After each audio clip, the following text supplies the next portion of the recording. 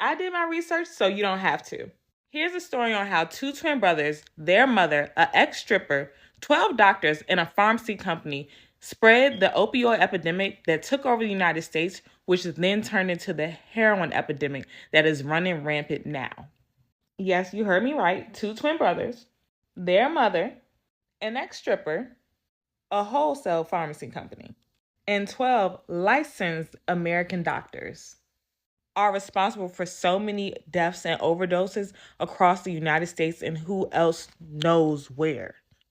Pictured here are the George brothers, two twins born into a wealthy family in a loving home. His father actually owns a construction business and builds plenty of the houses that are in Florida. In 2008, they opened the first South Florida pain clinic. Isn't it pretty?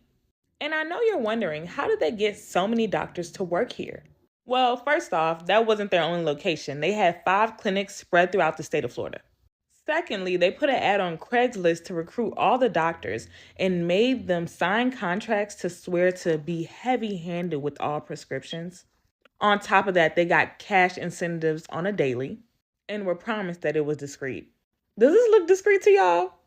When you walked inside this clinic, you were greeted with a bouncer, smoke filled air, a receptionist, a cooler only filled with Patron and beer, and management driving around race cars. However, nobody ever suspected a thing. I wonder why. When you entered one of their pain clinics, a doctor would meet you with a firearm under his white coat, asking you what you were there for.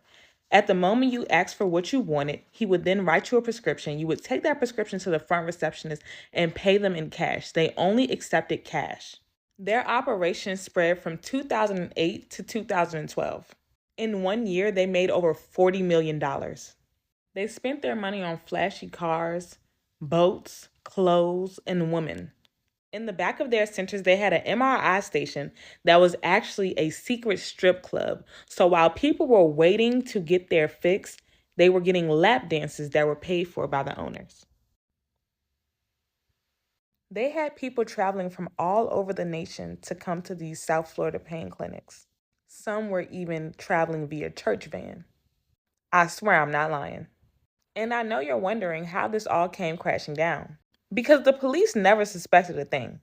They roughed up other pharmacies and clinics around them, were essentially the biggest gang around and drug pushers in the United States. This is going to be a long story, so you know what I'm going to have to do.